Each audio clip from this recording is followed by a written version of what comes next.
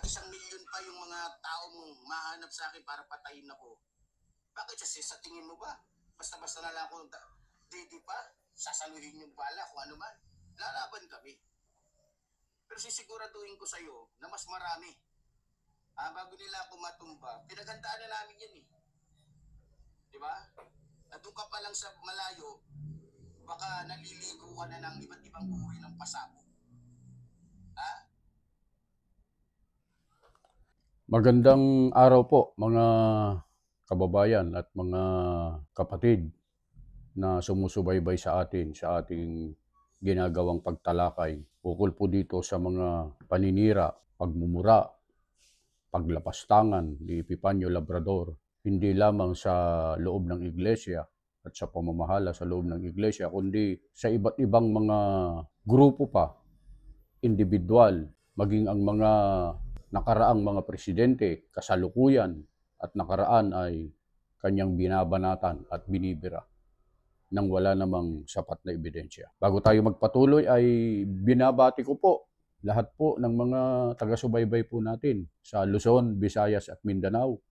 Mga kapatid, mga kaibigan, mga kababayan, magandang araw po sa inyong lahat. At sa lahat po ng sumusubaybay sa amin sa ibayong dagat, hindi ko na po kayo maisa-isa. Alam niyo po kung sino po kayo na sumusubaybay po sa amin.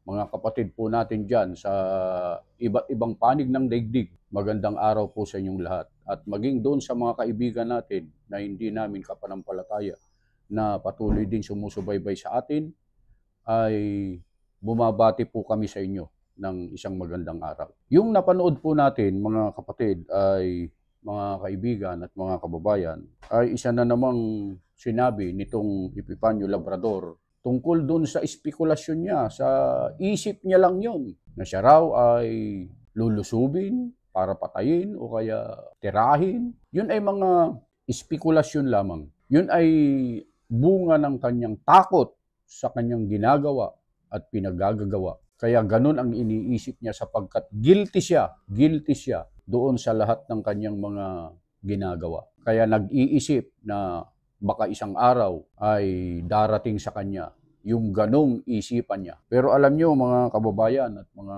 kaibigan, mga kapatid, yung sinabi niya na malayo pa lang kayo, baka naliligo na kayo sa iba't ibang uri ng pasabog. Ito palang taong ito ay madaming pasabog, madaming dinamita na inihahanda. Isipin mo, naghahanda sa wala. Wala namang pupunta ron.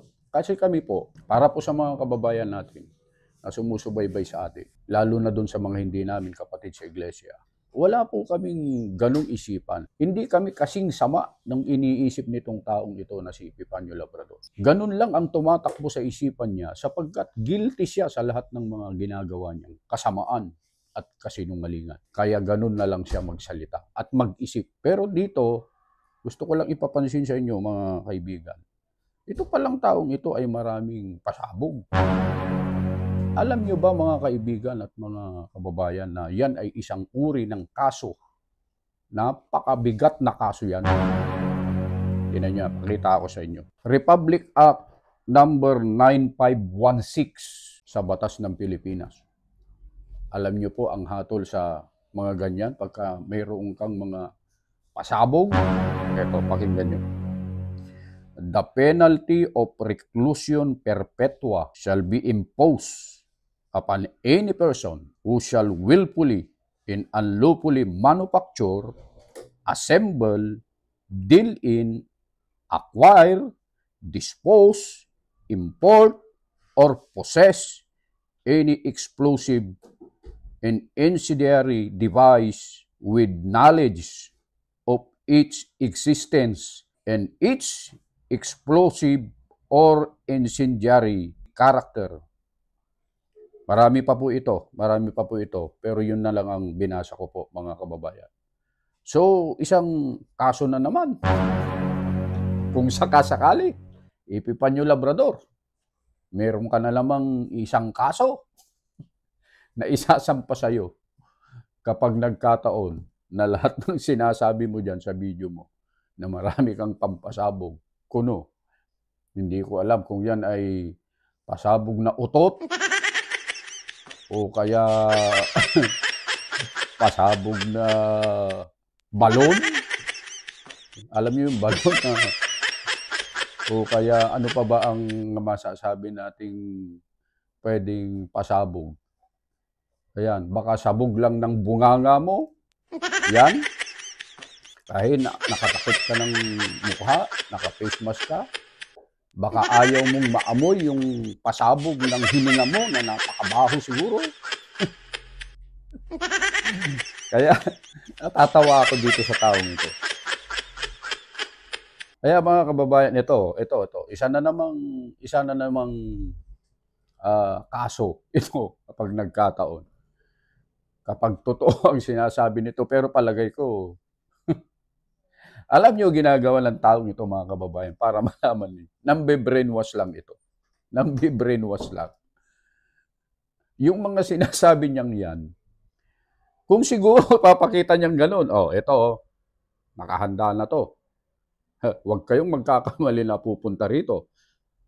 Kasi maliligo kayo sa mga pasabog na ito. Para pag hinawakan niya sana ganyan, maniniwala tayo. Pero kung yung sinasabi niya lang na gano'n, ang totoo, kung talagang meron siya, hindi niya dapat sabihin. Tama ba ako mga kababayan? Ngayon, hindi lang po yun. Hindi lang po yun. Marami pa po siyang sinasabi dito na gusto naming ipapansin sa inyo ng walang pakun... Ito. Papanoorin natin para hindi tayo magkamali. Kagaya ngayon, sinusuporta ng Iglesia ni Manalo si Bato. Tingnan nyo ha, puro mga magnanakaw at walang kwenta, puro mga palamunin lang sa Senado. Yung sinusuportahan nila. Di ba? Alam niyo po mga kababayan, yung salita kasi na sinusuportahan, sa amin po kasi ng mga kaanib sa Iglesia ni Cristo, meron kaming aral na sinusunod tungkol sa pagkakaisa. Ang sa amin, kapag napasyahan ng pamamahala yung aming pagkakaisahan, sino man yan o ano man yan, kailangan namin sumunod. Subalit, yung pag-uugali ng tao na aming pinagkaisahan, hindi namin kontrolado yun. Sana po maintindihan nyo mga kababayan. Meron tayong sinusunod na aral mula sa Biblia tungkol sa aming pagkakaisa. Senador Bato, baka naman nanonood ka. Senador Bato, napakinggan mo ba yung sinabi ng taong ito tungkol sa'yo? Mga kababayan, pakita ko lang ito sa inyo ha. Isaglit ko lang ito. Okay, saglit ko lang itong video ito. Isisingit ko lang ng konti. Mga kaibigan, like and follow Just Vlog. Ha? Ito ating kaibigan. Thank you po. Vlog. Thank you po. Thank you. Salamat. Thank you. Okay, so patuloy tayo mga kababayan. Ano pa? Ito pa. Mga minamahal ko mga kababayan, bakit to? Halos lahat po ng mga politiko na sinusuportahan po ng iglesia ng Diablo ni Manalo, lahat po mga magnanakaw katulad nila. Lahat po mga mandarambong, lahat po mga tulisan. Napansin nyo? Ulitin ko ha, paano ko nasabi, may puweba po tayo, baka magalit na naman yung mga iglesia ng Diablo dyan. ERAP, sino ang nag-endorso? Sino ang nagsikap na Manalo ito? Di ba ang iglesia ni Manalo na kulto? Di ba? O anong nangyari? Na-impeach kasi magnanakaw. Sino pa? Si Gloria Macapagal Demonyo, yung si Raulong Unano na dating presidente natin. Na kung sa kademonyo, ay talagang masasabi mong napakademonyo ng diputang dating presidente na to. Diba? Tingnan nyo yung nangyari. Sinuportahan din niya si Digongyo, yung si Raulong matanda na malapit ng permahan ng bulate, yung mga diputang yan. Diba? Mga minamahal ko mga kababayan, Napakinggan niyo po mga kababayan kung paano siya magsalita doon sa mga taong namiminuno sa ating bansa. Walang pakundangan ang kanyang mga pagmumura, paglapastangan sa mga namiminuno sa ating bansa. Napakarami niyang sinasabi na akusasyon, pero hanggang salita lang naman, wala naman siyang maipakitang ebidensya. Isipin mo kung gaano kawalang hulog ang taong ito na si Epifanio Labrador. Sa halip sana na tumulong siya na para magkaroon naman ng bahagi para sa ikauunlad ng bansa, pero sinisiraan pa niya yung mga namiminuno sa ating bansa. Shout out po sa inyong lahat, mga sir, mga ma'am, sa mga nagdaang mga administrasyon. Sana napanood nyo po yung video ito na sinabi sa inyo ni Epifanio Labrador. Pero I doubt kung mapapanood nyo po ito kasi hindi nyo naman po bibigyan ng panahon itong asong ito na kahol ng kahol hanggang tahol lang naman. Para siyang, meron nga akong nakita para siyang baril na nangungutok lang. Pero hindi pumuputok kasi squib. Walang lamang pulbura yung bala niya. Ganon ang klase ng taong ito. Alam niyo yung squib load, yung pag kinalabit mo ng ganon, mas malakas pa yung utot kaysa sa tunog ng putok ng baril. Ganon siya. Kung ano-ano yung mga pinagsasabi niya. Tinitira yung mga namiminuno sa ating bansa, yung mga nagdaan at sa kasalukuyan.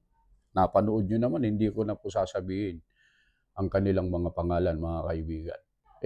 Bakit yan ang pinapapanood mo? Hindi ba't ang tinitira dyan ay baka sabihin nung may mga nagko-comment kasi dyan, mga kababayan, mga kaibigan, na mga pakawala siguro, mga kaibigan din siguro ni Epifania Labrading, okay? May nagko-comment dyan sa comment section na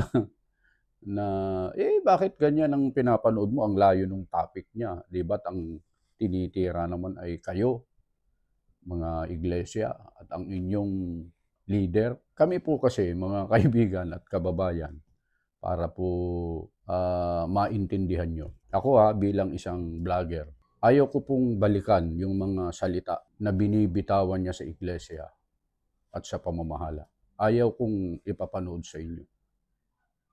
Lalo na doon sa mga kapatid. Alam po namin kung gaano kasakit sa inyo yung mga binibitawan niyang salita laban sa iglesia at sa pamamahala. Kaya kung napapansin niyo, hindi ko po pinaplas sa inyo, hindi ko po pinaririnig sa inyo, pinapapanood sa inyo. Kasi talagang masakit po yun.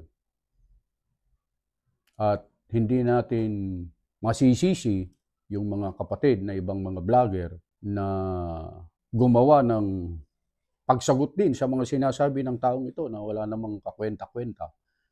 Hindi naman kasi pwede na manahimik na lang kami, basta hayaan na lang namin na kung ano yung ibato sa amin, hayaan na lang namin na tumama sa mga ulo namin. Hindi naman po ganun. Kasi para po maintindihan din po ninyo, mga kaibigan, mga kababayan, lalo na doon sa aming mga kapatid. May puso din po kami. Mga tao lang din naman po kami.